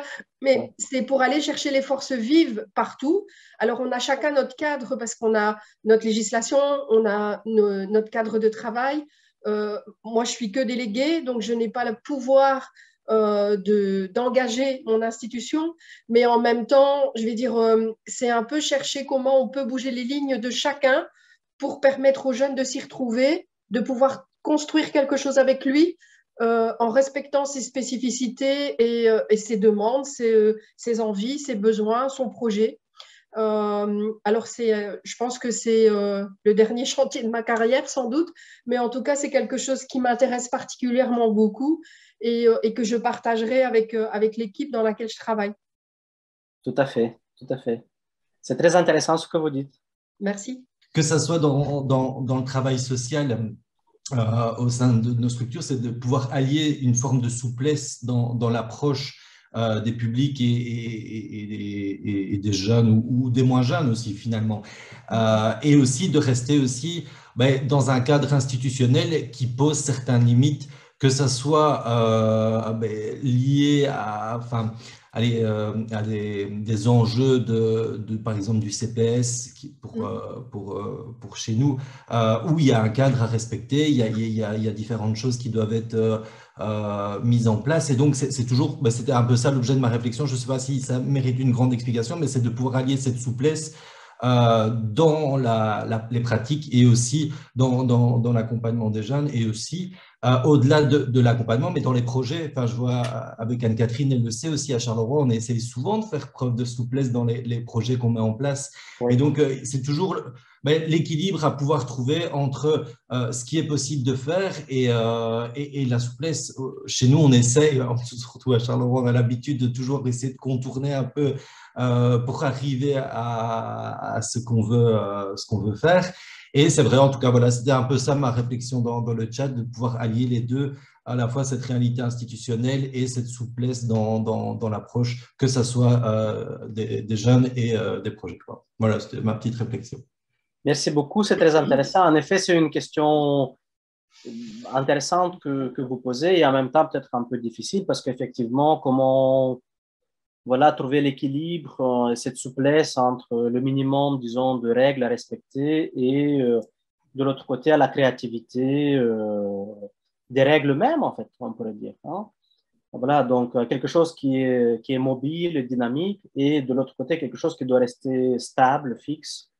C'est effectivement une question importante qu'il faut reposer, en effet, en faisant attention à chaque fois à l'endroit dans lequel on se situe, à l'institution dans laquelle on travaille, au type de collaboration qu'on essaie de construire. Je partage tout à fait votre réflexion et voilà, je soulignerai peut-être encore une fois ce danger dans lequel parfois on peut tomber, à d'insister peut-être trop sur le cadre qu'il faut respecter, le cadre légal, des règles, voilà, en oubliant peut-être le désir qui anime notre travail. C'est un peu ce que voulait dire Deligny aussi, hein. Ce serait peut-être dommage, en tout cas selon lui, que l'on renforce trop le cadre et qu'on oublie un peu ce que anime le cadre. Mais je pense que voilà, c'est ce que vous voulez dire aussi, en fait, hein. Merci beaucoup. Et juste en écho, donc ce que j'avais mis aussi dans le chat, c'est que lors d'un autre Interreg, on avait eu l'occasion justement d'avoir un exposé sur ces questions de normes de cadre et où on voyait que le travailleur social ou le travail social se trouve finalement tiraillé entre différents cadres. Ici, on parle des institutions, mais il y a l'institution dans laquelle on travaille, il y a l'institution qui est la société, mais il y a aussi mes propres normes, mon propre cadre, et ça peut aussi être les normes et le cadre de la personne ou des personnes que j'accompagne. Donc, quelque part, il n'y a pas juste un seul cadre duquel il faut tenter de temps en temps de s'extraire, mais finalement, au moins ces 4 cadres-là. Et on avait vu d'ailleurs que si le travail social ne s'accrochait ou ne devait s'accrocher qu'à un seul type de cadre, en fait, c'est à ce moment-là que les burn-out arrivaient aussi. Un tout grand merci. Moi, ça m'a perturbé tout le long. Pourtant, Dieu sait si pourtant je pense être quelqu'un d'assez propension. Mais c'est vrai que ça m'a… Dans l'image, Oleg, que tu donnes avec le bâton et donc l'arbre, Oui. ça me fait fort penser, c'est vrai, à l'élan de vie et donc ce désir qui n'est pas… voilà.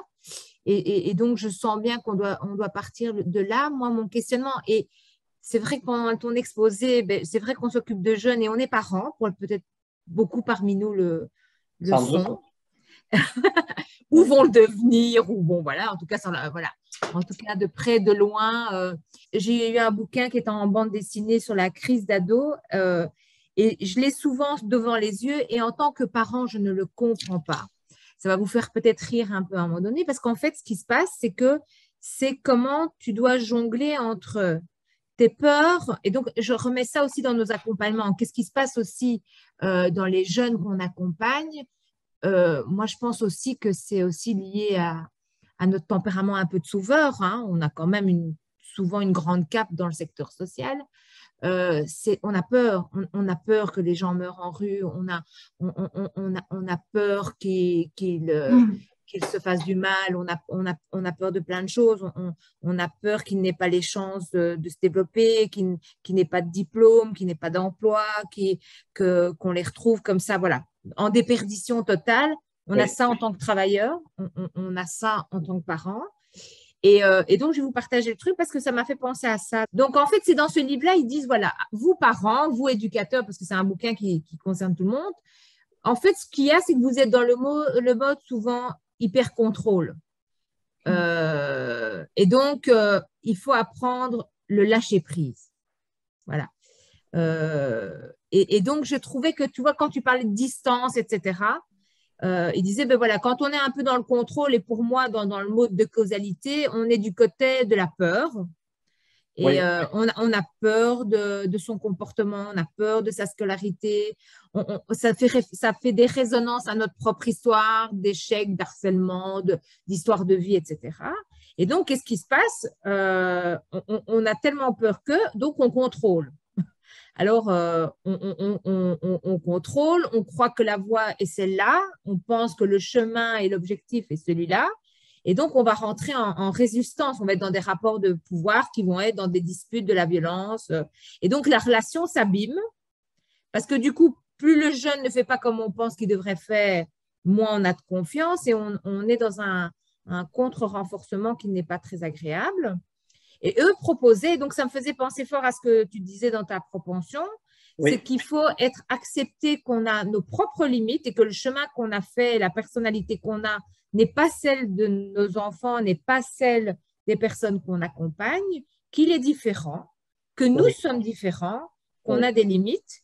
Et donc, il faut avoir une confiance dans l'avenir et une confiance dans les possibilités de chacun, lâcher prise, donc mettre de la distance, ne pas être trop dans le contrôle, ne pas être trop dans le cadre, jouer avec un élastique, beaucoup plus, pour apprendre à avoir plus des relations apaisées, des échanges de qualité, et donc renforcer par des expériences positives notre confiance en soi.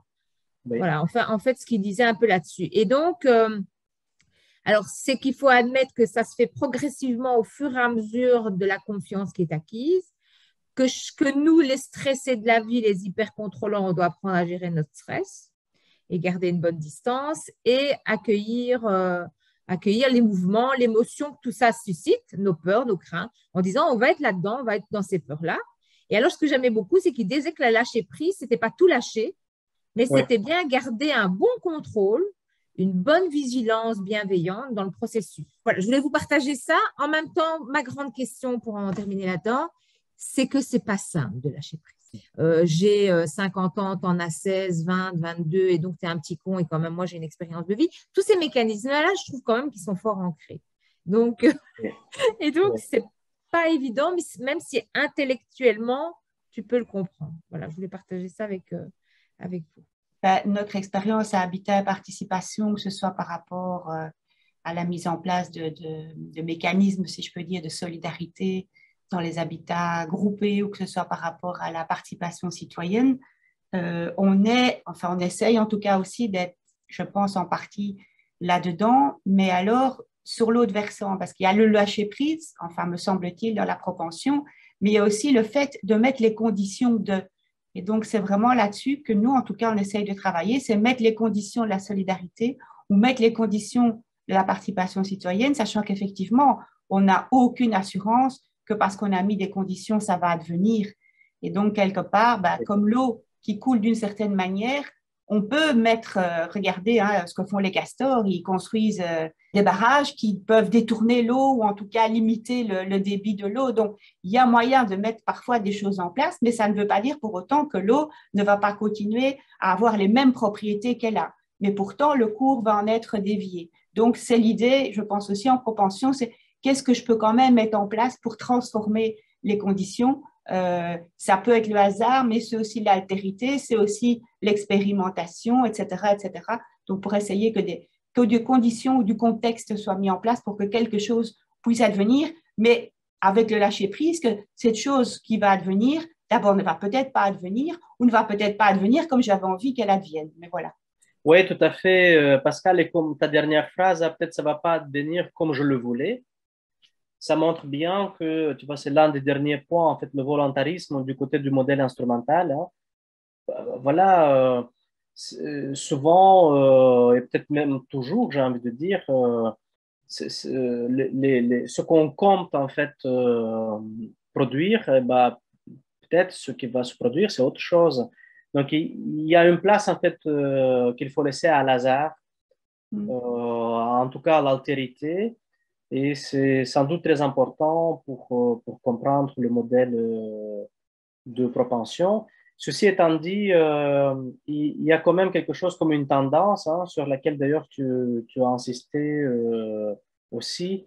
Je pense qu'on peut malgré tout faire l'effort d'encourager des tendances dans un contexte d'action, même si on n'est pas sûr de produire très précisément telle conséquence. Mais on peut s'engager dans l'effort d'encourager une tendance. Ça, oui. Parce que s'il n'y a que de hasard, c'est impossible d'agir. Je pense que peut-être il faut aussi éviter les extrêmes. En fait. Le hasard total, ce serait une espèce de relativisme absolu.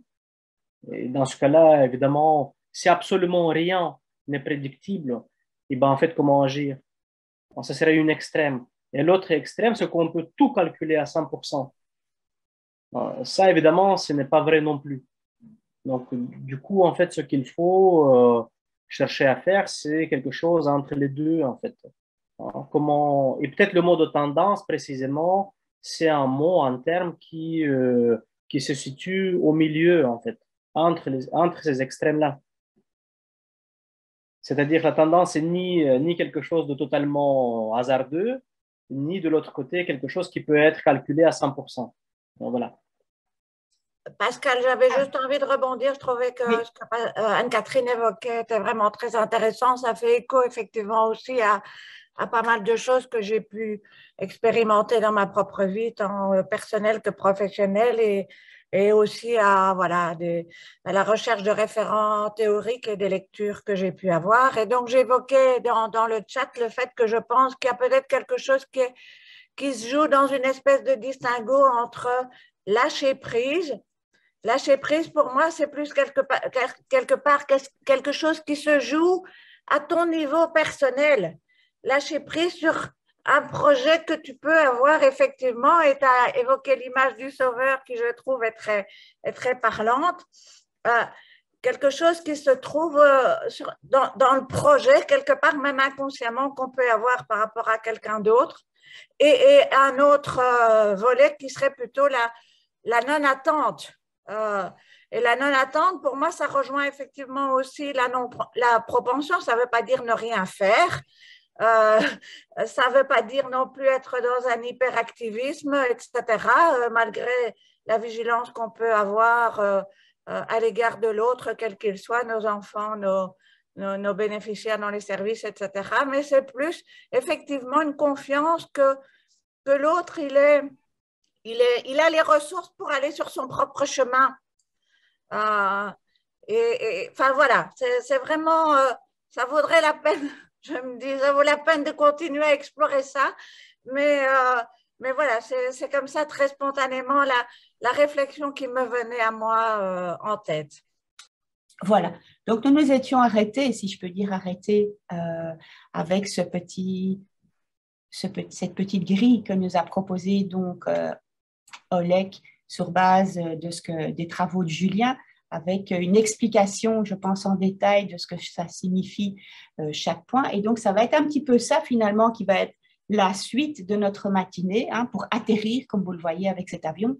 La suite de notre matinée, c'est effectivement de réfléchir un petit peu à ces deux modèles, hein, le modèle classique, le modèle de propension, y compris dans votre travail, dans vos interventions. Voilà. Alors, allons un petit pas plus loin. D'abord, se dire que si Deligny, si Popper, si Julien ont pensé à tout ça il y a déjà un temps lointain, si je peux dire, eh bien, et d'ailleurs, merci aux écoles sociales qui font partie du projet Interreg, donc l'ISL et l'ALA, qui nous ont dit, mais c'est quelque chose qui redevient, entre guillemets, qui devient tout à fait à la mode, cette réflexion au niveau du concept de propension, et entre autres parce qu'il y a des travaux relativement récents qui ont été faits, vous voyez, hein, par Fastrès et M. Jean Blairon, qui ont commencé à s'intéresser plus particulièrement à ce qui se passait dans les AMO. Donc, je pense que c'est à Bruxelles uniquement, enfin, je peux me tromper. Donc, les AMO, c'est le travail social de rue avec des jeunes, hein, ce qu'on appelle en milieu ouvert. Et donc, ils ont commencé à analyser tous les rapports d'activité de ces AMO, donc qui font ce travail de rue avec des jeunes en très grande fragilité, en très grande difficulté, mais encore une fois, je veux mettre des bémols sur tous ces termes-là, et où là, à nouveau, il en est ressorti de ces rapports d'activité, ce modèle classique et le modèle en propension, et où je reprends, mais très rapidement, hein, je pense que que Oleg nous a bien expliqué tout ça. Donc, le modèle classique, on voit bien que c'est mettre en place des moyens pour obtenir une fin. Et donc, c'est aussi l'idée qu'il va falloir peiner pour mettre en place tous ces moyens et parfois même devoir opter entre des moyens, alors que dans le modèle de propension, c'est plutôt mettre en place des conditions pour qu'adviennent des conséquences. Et là, on a bien vu tout ce qui s'est passé avec Deligny. Donc, faire évoluer une situation pour pouvoir effectivement se laisser porter par elle. Donc là, c'est entre autres ce que Anne-Catherine vient de nous dire aussi avec le lâcher-prise.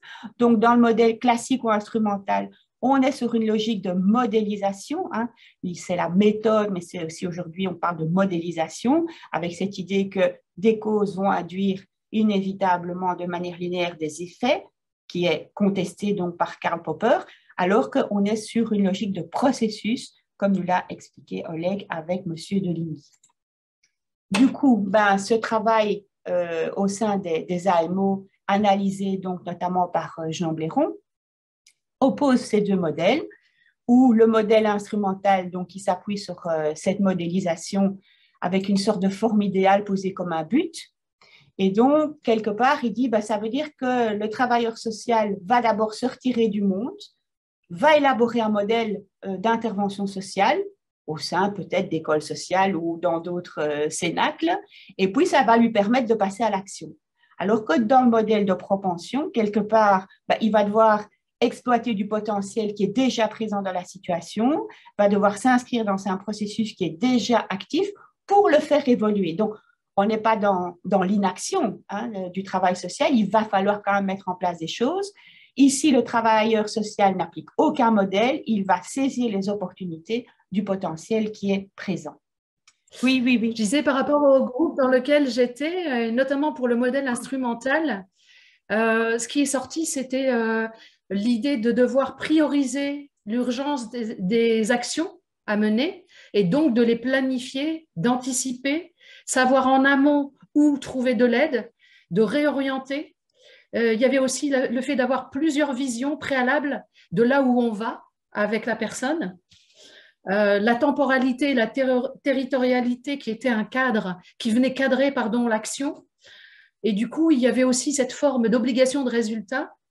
Et que pour le travailleur social, bien, ça pouvait être anxiogène, stressant, parce qu'il y a une contrainte, qu'il y avait aussi la peur que la situation se dégrade, alors parce qu'il y a un cadre, une ligne directrice, on sait où on va, c'est tracé. Les objectifs à atteindre sont clairement définis, et puis de ce fait-là, bien, ça aide au résultat. Et que pour le modèle dans lequel on est plus dans un processus, donc une dynamique continue, eh bien, les actions partaient d'abord de la personne. C'est la personne au cœur de l'action, et donc c'était avec le concept d'autodétermination, sachant que partir de la personne, cette mise en pratique était difficile pour les travailleurs sociaux parfois, parce qu'il y a aussi cette projection du travailleur social dans l'action, et cette projection animée par les peurs du travailleur social lui-même, de ne pas réussir, d'échouer, de ne pas arriver au résultat de l'action. Que le processus, eh bien, il était inscrit dans une temporalité, et donc il y avait cette friction entre le temps et puis le processus qui demande de la progression, le rythme de la personne, et puis de ne pas savoir où on va également. Qu'en termes d'implication, eh bien, il ne fallait pas mettre aussi l'espérance trop haute et de rester de ne pas être dans la réussite à tout prix et d'avancer en avançant. C'est une tautologie, mais voilà, c'est comme ça. Et que malgré tout, il fallait un cadre flexible pour le travailleur social pour qu'il puisse agir. Donc, son institution, lui laisser cette souplesse d'action, et puis aussi d'avoir le droit à l'erreur, le droit de se tromper, et aussi d'être dans la force du propre choix de la personne. Ce qui a été pointé également, c'est la confiance mutuelle qui se construit beaucoup plus dans ce processus, parce que ça demande une dynamique continue, ça demande aussi une manière de faire du travailleur social, et bon an, mal an, eh bien, c'était confortable aussi d'être dans l'équilibre des deux, instrumentalisé et aussi de propension. Voilà, et que l'expérience forgeait la manière d'être. Et donc, on a eu un témoignage, le fait d'avoir beaucoup été au début dans un modèle plutôt instrumental, et que l'expérience en travail social avait forgé une manière d'être, et donc d'être plutôt dans le processus de propension. Voilà, parce qu'on a eu une discussion sur le fait que le modèle de propension appelait davantage une manière d'être qu'une manière de faire. En fait, moi, j'écoutais Milou et je me disais, ça correspond à tout ce qu'on a dit, mais dit de manière beaucoup plus structurée, organisée que nous, en fait.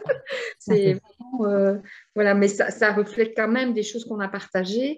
Le seul élément, peut-être, à voir avec Laurent et Steve et toi, que je rajouterais, mais qui a peut-être été partagé dans votre groupe aussi, c'est le positionnement institutionnel et le cadre, en fait, qui va influencer, je pense, tout ce que tu viens de dire, dans le sens où quand tu parlais de prioriser la question de l'urgence, la question de la pression et tout ça, on n'a pas alors nous, dans la situation qu'on a eue, on n'avait pas le cadre institutionnel dans lequel cette situation se présentait.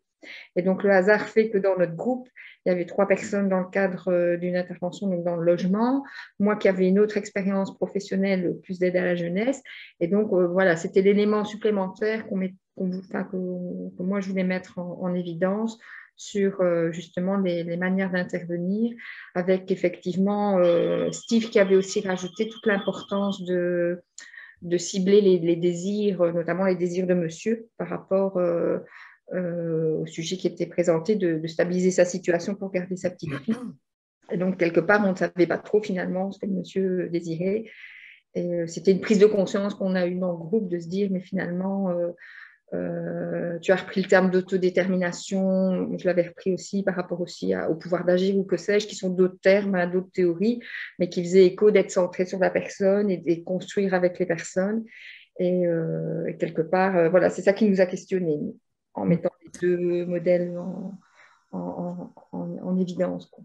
Je ne sais pas si les autres… Peut-être pour compléter, c'est vrai que le côté en fait, de l'exercice qui était un peu allez, compliqué, c'est de dire à quel moment on était dans un modèle classique et à quel moment on était dans un modèle de propension. Parce que l'approche qu'on avait à certains moments pouvait sembler très institutionnelle, comme Nathalie disait, alors qu'on voulait peut-être, dans cette approche-là, être propension. Et donc, on s'est trouvé à un moment donné dans une discussion à se confronter en disant opposer deux modèles, alors que finalement, il ne faut peut-être pas les opposer, il faut essayer de trouver un espèce d'équilibre là-dedans. Et voilà, bon, ce que Miloud a dit, ben voilà, ça complète tout le contenu de notre groupe, quoi.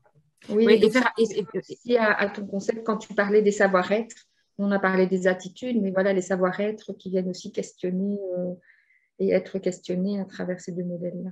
Donc, on a essayé effectivement d'opposer, si je peux dire, modèle instrumental et modèle en propension.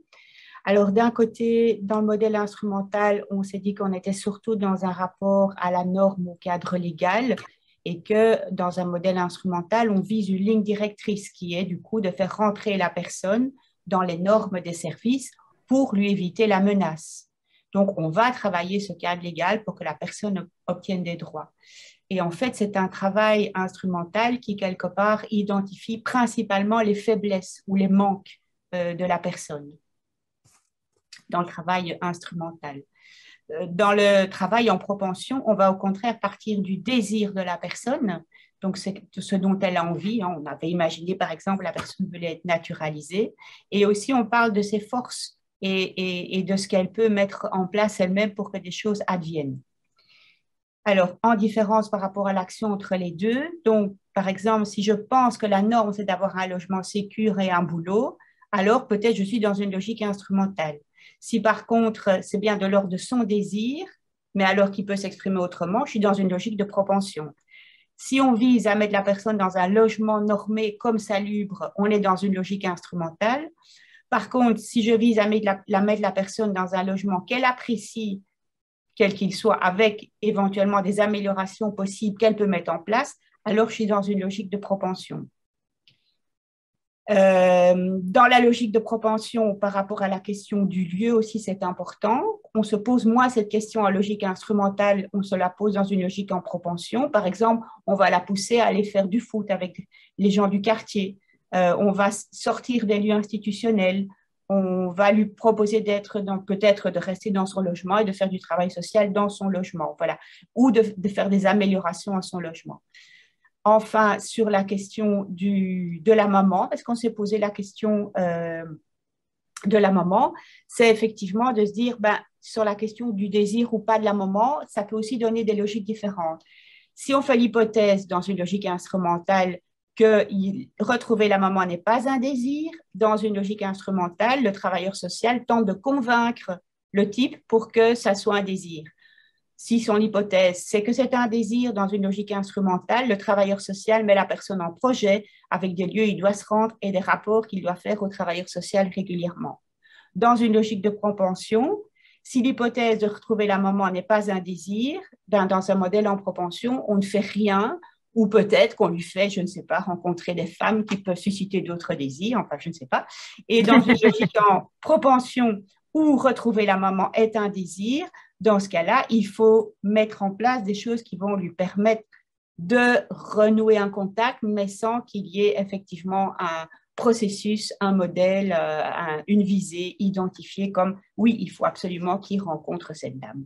Je pense que dans le premier temps d'échange, en fait, on a vraiment démarré sur la logique instrumentale, en fait, par rapport à la situation qu'on devait travailler.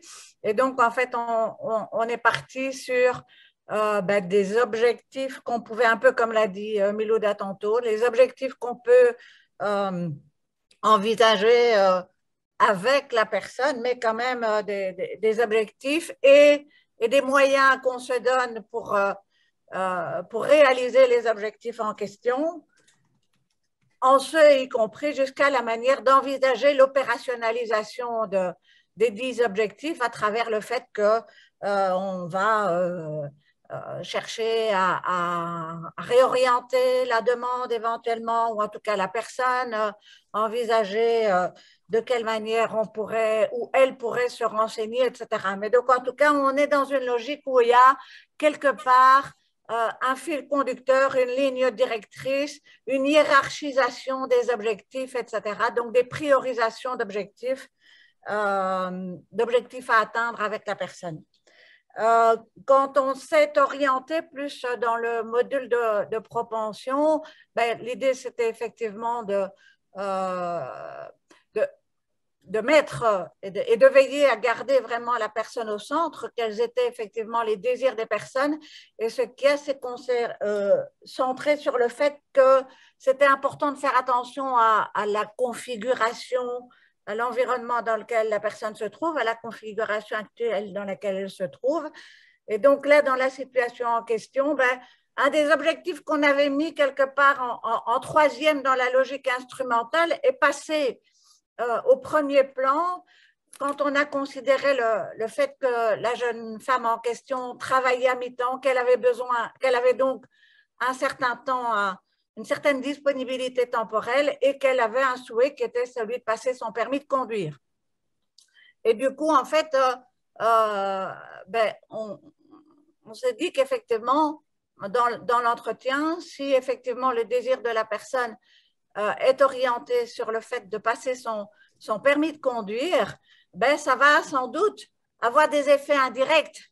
Il y a un côté un peu symbolique de la mise en mouvement qui va sans doute amener des changements dans les autres volets, dans les autres aspects de la situation de la jeune femme en question. Voilà, donc il y avait aussi une souplesse qui était dans les critères du modèle de propension. Voilà, et on s'est dit aussi effectivement qu'il y avait, à travers la relation, une possibilité qu'elle puisse se rassurer sur les ressources dont elle dispose et dont elle a effectivement déjà fait preuve, en fait. Donc, nous, on a vraiment aussi séparé les deux modèles, mais en se basant sur le tout début de la situation qui est comment interpeller cette jeune. Parce que là, on part du principe où elle ne sait pas du tout vers qui se tourner, déjà de base. Donc de là, comment on fait pour l'accrocher? Donc, au niveau du modèle instrumental, nous, on avait mis comment la contacter, aller vers elle afin de la diriger au mieux. Donc, que d'un premier abord, le travailleur social voudrait aller la capter, lui dire « Allez, viens avec nous, on va te montrer, il faut faire ça, machin ». On voudrait aussi trouver une solution tout de suite pour régler ces problèmes. Alors, après, on est reparti un petit peu, vous connaissez les travailleurs sociaux, on papote, on s'écarte un petit peu du cadre. Et du coup, on en est venu à parler des situations aussi des jeunes qui étaient en rue et et donc mettre un peu les profils d'action en lien, quoi. Et donc, dans ce fait de vouloir aider la personne tout de suite, sur le moment, et lui trouver des solutions, et donc lui imposer des solutions, il y avait aussi « tu ne peux pas rester là, viens, on va aller en abri de nuit, on va aller en maison d'accueil », alors que la personne ne veut pas. Et au niveau de la jeune, là, ce serait plutôt « allez, viens, pour passer ton permis, tu dois aller là, pour trouver un autre travail, tu dois aller là, fais ça, et fais-le comme ça », et nous, dans une idée d'aide. Puis du coup, on l'a posposé au modèle de propension, où là, on avait relevé, donc, il y a un impris, Merci.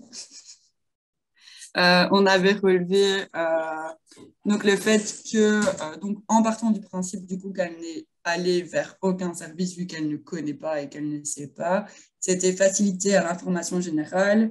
Donc, on parlait de plateformes qui regrouperaient les infos. Comment faciliter l'accès à l'information afin qu'intuitivement, la jeune puisse se diriger vers un service et poser des questions ou juste avoir une présence. On revenait vraiment sur l'intuitif. On partait aussi du fait que, à la lecture de la situation, elle avait des compétences.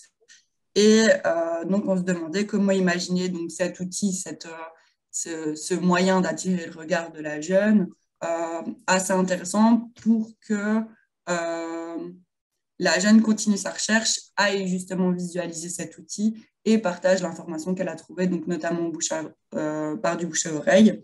Parce qu'on disait ce qui était intéressant, c'était justement que le jeune aille interpeller les autres jeunes afin de donner l'info et qu'un jeune aurait plus de facilité à discuter avec un autre jeune qu'à discuter forcément avec un service. Au niveau de ça aussi, pour centrer l'information, on parlait aussi du fait qu'il était intéressant d'avoir ces appels à l'information dans des zones spécifiques qui réunissent des questions globales, comme par exemple parler du mi-temps, donc des zones qui sont connues pour parler de l'emploi, donc en Belgique, le Forum, par exemple, dans des auto-écoles pour les points du permis, dans des centres médicaux, à la commune, enfin, par des zones où le jeune, en général, doit passer à un moment ou à un autre. Puis au niveau de l'accroche, on parlait des uniformes, on avait rebondi sur un fait d'actualité qui s'est passé cet hiver, si on se trompe. Peut-être que quelqu'un pourra nous dire si on se trompe d'ailleurs. On disait qu'à Mons, il y avait le relais social qui avait mis en place des pulls avec un logo pour signifier qu'ils étaient travailleurs sociaux et pour pouvoir être reconnaissables par un public. On avait entendu ça à la radio. Donc voilà, et donc on parlait de cette idée d'uniforme en relevant aussi qu'il y avait plusieurs possibilités, soit justement le public ne venait pas vers nous de peur d'être reconnu comme public vulnérable, quelle qu'en soit la situation, ou alors justement ça faisait l'inverse, ils voyaient qu'on était là et donc ils pensaient à une démarche à un moment donné, et du coup, vu qu'on est là au moment où ils pensent à ça, on est accessible directement aux besoins, évidemment. On relevait aussi que on se rendait compte que dans le public, il y avait énormément de besoins de contact physique et que donc l'information devait relier. Enfin, dans l'information, c'était important de dire qu'il trouverait une oreille. Enfin, c'est passé par la pub, par la plateforme pour amener à des gens, tout simplement. Et donc à ce contact. Et le dernier point, c'est qu'on avait bien parlé de s'adapter au rythme de la personne, qui était suivre son besoin sur le moment, bien travailler avec l'instant et ne pas imposer la demande, du coup, en rapport avec le premier modèle qui était de vouloir aider et donc détecter les besoins de la personne. C'était là laisser le temps de les découvrir et d'en faire la demande. Donc, nous, on avait aussi un peu opposé le modèle instrumental et de propension en se disant, si on était un travailleur social plutôt dans le modèle instrumental, il y a cette posture de contrôleur, un peu comme ça, de garant du respect des normes, de salubrité, de parentalité, etc. Et donc, l'accent serait plus mis sur les règles, sur le respect des règles, et s'il y a non-respect, des conséquences, avec une forte importance des échéances. Le temps est bien cadré, le cadre est posé, mais plus en termes de sanctions que d'accompagnement. Et justement, dans le modèle de propension, il y avait cette posture non pas de contrôleur, de garant des normes, mais plutôt d'accompagnant, en se disant que la personne, avant de venir nous voir, elle a déjà une histoire et elle s'est débrouillée aussi jusque-là pour trouver un logement, pour être parent ou toute autre chose. Et donc, c'était de s'appuyer sur les capacités de la personne, de peut-être les développer, ou en tout cas partir de là et de son désir aussi. de pouvoir poser le cadre, mais plutôt en termes d'information, de conseils, et non pas de contrôle et de sanctions, avec un temps du coup qui est moins cadré avec des échéances, tout en informant voilà, de ce qui pourrait arriver si on est dans telle situation ou dans une autre. Mais voilà, de se dire, on se donne le temps, on prend le temps, le rythme de la personne. Et si on avait aussi cette idée de mettre en réseau, donc de partir des capacités de la personne, mais aussi de pouvoir faire rencontrer d'autres personnes dans la même situation ou qui avaient peut-être des mêmes demandes à un moment donné, pour toujours dans cette idée de développer les ressources et les capacités voilà, de la personne concernée, sans, on va dire, trouver de solution pour elle, sans alerter, on mettait les instances officielles, mais voilà, de faire des choses plus en douceur. Et moi, mon sentiment, c'est que j'ai mieux compris la propension après ces réflexions et ce débat qu'avant, quoi. Parce que voilà, c'était un petit peu peut-être abstrait et tout. Donc, peut-être moins de lien avec le terrain, alors que dans les discussions, dans les groupes précisément, on avait plus de précision très pratique. Et donc, voilà, j'ai beaucoup apprécié et je pense que ça va me servir tout ça, en fait, pour que je construise un peu mieux, même, en fait, ce modèle de propension, pour qu'elle soit du coup plus digérable, en tout cas plus accessible. Voilà, c'est un peu ça en fait le sentiment que je voulais partager avec vous et j'espère en tout cas, comme tu l'as dit Anne-Catherine aussi au début, que on pourra se rencontrer aussi dans d'autres occasions avec tout le monde pour qu'on puisse expérimenter différemment, voilà, s'organiser différemment, en tout cas se donner l'occasion de se voir en direct.